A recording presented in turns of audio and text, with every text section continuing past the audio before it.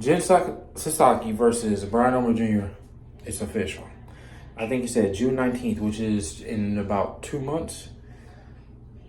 I knew this, or I felt this matchup was going to be made because it only made sense because, think about this. You got Boots. He has to defend his title. The first thing after him winning, I was like, all right, damn, he has to defend his title.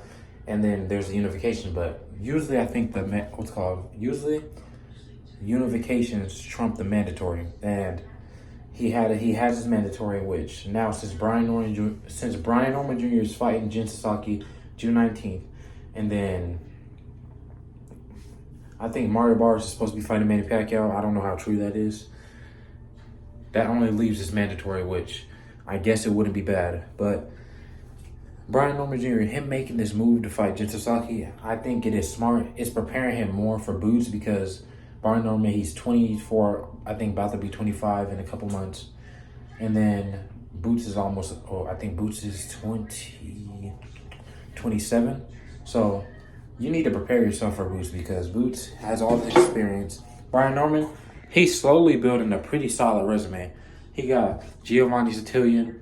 I forgot the name of the last fighter he fought, but they weren't just a pushover. I would say they tested his skills a little bit because Brian Norman, I don't really know how good he is technically wise because his last fight showed that he has that he can adjust. Like he started using his jab a little bit more.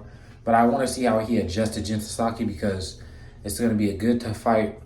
Like I said, I think a couple videos ago, if they fight or because they're already going to fight, I can see Brian Norman Jr. getting dropped.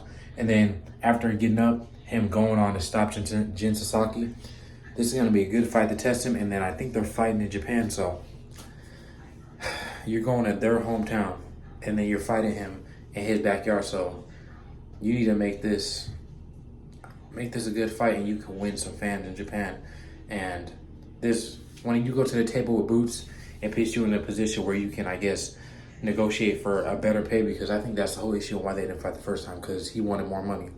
Now, I don't think he's going to steamroll Jin Sasaki. I think maybe he'll stop him in the 9th, 10th round and it'll be, let's say, the first couple rounds. Brian Norman, he'll probably be dominant the first couple rounds. He'll get dropped. I say he'll either get wobbled or dropped in the first 2 to 3 rounds. When I say dropped, it'd be like one of those drops where it's like basically from what you're doing, you kind of get yourself caught. Like, who can I use for example? All right, when Brian Norman Jr. got dropped a couple fights ago, I think it was 3 fights ago, he got himself dropped, but he recovered pretty well. I think it'd be that type of drop, and then he'll come back on to adjust and then be stronger. But I definitely think Brian Norman Jr. is going to win. He's very tough. I need to see more of his IQ. And someone like Jin Sasaki, I want to say he's going to have to pull more tools out of his bag, but I need to see because Jin Sasaki, even though he's his mandatory, he's ranked in the top 5. I don't want to pit him. I don't want to say he's such this great opponent because I need to see how Brian Norman performs and basically what Jin Sasaki can pull out of Brian Norman. Now, I'm glad this fight was made. I got Brian Norman by stoppage, 9th, 10th round. It's going to be a tough fight for him. But from what I'm seeing from Brian, he should be able to adjust and his athleticism. He has better athleticism than Jin Sasaki. He has to watch out for his power. Jin Sasaki's there to get hit. I showed some clips in about 2-3 videos ago where Jin Sasaki, he's there to be hit. He gets caught.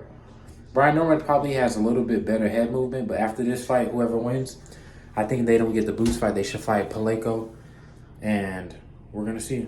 Who do you guys think is going to win this matchup? And I'm out.